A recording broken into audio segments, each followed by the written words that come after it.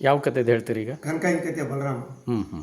ಅವರು ಕನಕಾಯಿ ಕತೆಗೆಪ್ಪ ಬಲರಾಮಗ ಮಗಳಿರ್ತಾಳೆ ಒಬ್ಬಾಕಿ.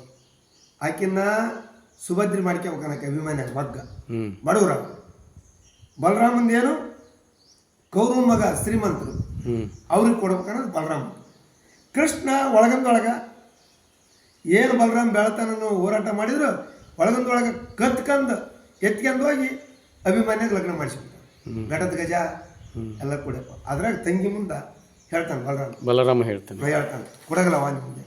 ಹೇ ತಂಗಿ ಸುಭದ್ರ, ನಿನ್ನ ಗಂಡ ಭಾವ ಮೈದುನರು ಒಂದು ಒಡಕ ಗಡಗಿಯನ್ನು ಕೈಯಲ್ಲಿ ಹಿಡಿದುಕೊಂಡು ಬೆಳಗಾದರೆ ಸಾಕು ಒಬ್ಬರ ಮನೆ ಬಾಗಿಲವನ್ನು ಕಾಯ್ದುಕೊಂಡು ನಿಂತು ತಾಯಿಗಳಿರ ಭಿಕ್ಷೆ ನೀಡಿದೆಂದು ಧೀರ ಸ್ವರದಿಂದ ಕೂಗುತ್ತಾ ಮನೆ ಮನೆಗೊಂದು ತುತ್ತು ರೊಟ್ಟಿಯನ್ನು ಎತ್ತಿಕೊಂಡು ಬಂದು ಎಲ್ಲರೂ ಕೂಡಿ ಒಂದು ಜಾಗದಲ್ಲಿ ಕುಂತು ತಿಂದರೆ ಒಬ್ಬರಿಗೆ ಸಿಕ್ಕರೆ ಮತ್ತೊಬ್ಬರಿಗೆ ಸಿಗದಂತಾಗಿ ಡೊಕ್ಕಿ ಕಿಸಿದುಕೊಂಡು ಗಾಡಿ ಚಾತಿಗೆ ಬಿದ್ದು ಹೊತ್ತುಗಳೆಯುವಂಥ ನಿರ್ಭಾಗ್ಯರು ನಿಜವಾಗಲು ನೀವಾಗಿದ್ದು ನನ್ನ ಮಗಳನ್ನು ಕೊಡಿ ಎಂಬ ಮಾತು ನ್ಯಾಯವೇನೇ ಸುಭದ್ರ ಕರುಣ ಸಮುದ್ರ.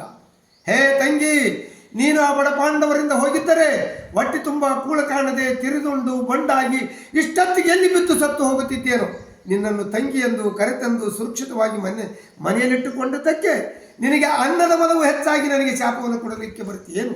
ನಿನಗೆ ಹಾಕುವ ಅನ್ನವನ್ನು ನಾಯಿಗೆ ಹಾಕಿದರೆ ನೆನೆಸಿಕೊಂಡಿತು.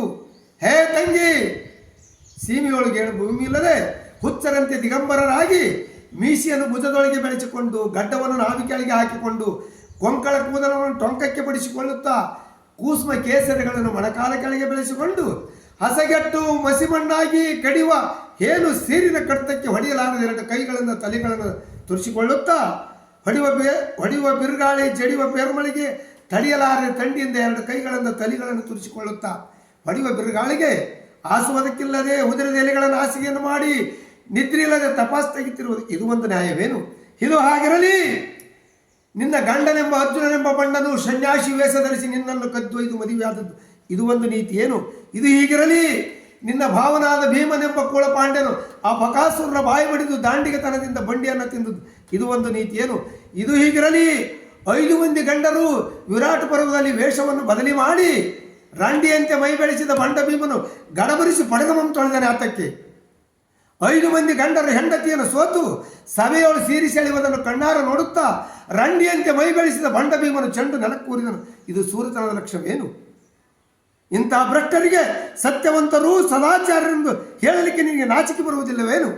ಹೇ ತಂಗಿ, ಮೊಟ್ಟ ಮೊದಲಲ್ಲಿ ಕೌರವ, ಕರ್ಣ, ಶಕುನಿ ಮುಂತಾದ ಮುಖಂಡರು ಬಂದು ನನಗೆ ಶರಣಾಗತರಾಗಿ ಕನಕಾಂಗಿಯನ್ನು ರಕ್ಷಣೆಗೆ ಕೊಡಬೇಕೆಂದು ಕೇಳಿಕೊಂಡಿದ್ದಕ್ಕೆ ಅವರ ಮಾತಿಗೆ ನಾನು ಕೊಡುತ್ತೇನೆಂದು ದೃಢವಾಗಿ ವಚನವನ್ನು ಕೊಟ್ಟಿರುವೆನು. ಮುರುಕ ಮನೆಯಲ್ಲಿ ಹೊನ್ನನ್ನಿಡಬಾರದು, ತಿರುಕರ ಮನೆಗೆ ಕನ್ಯೆಯನ್ನು ಕೊಡಬಾರದು ಎಂಬ ಗಾದಿ ಮಾತಿನಂತೆ ನಿನ್ನ ಮಗನಿಗೆ ನನ್ನ ಮಗಳನ್ನು ಕೊಡಬಾರದು. ಯಾಕಂದರೆ ಹೇ ತಂಗಿ, ನೀವು ಕಾಡಡವಿಯಲ್ಲಿ ತಿರುಗುವರು. ಕಲ್ಲು ಮುಳ್ಳುಗಳೇ ನಿಮಗೆ ಬಕ್ಕಸ ಭಂಡಾರಗಳು, ಗಿಡಗಂಟೆಗಳೇ ನಿಮಗೆ ಆಪ್ತ ಬಂಧುಗಳು, ಗಜರಿ ಗೆಣಸುಗಳೇ ನಿಮಗೆ ಪಂಚಾಮೃತಗಳು. ಎತ್ತಿಗೆ ಸಬರಾವನ್ನು ಹಾಕಿ ಬುತ್ತಿಯನ್ನು ಕಟ್ಟಿ ಬೆಂದ ಮನಿ ಬೆನಿಲಾರದ ಮನಿ ಹೊಂದಿಳಿದು ತಿರುಗುವವರಿಗೆ ಸತ್ಯವಂತರು ಸದಾಚಾರವೆಂದು ಹೇಳಲಿಕ್ಕೆ ನಿಮಗೆ ನಾಚಿಕೆ ಬರುವುದಿಲ್ಲ. ಆಚಿಕೆ ನಡಿಯೇ ಹುಚ್ಚ ಮುಂಡಿ.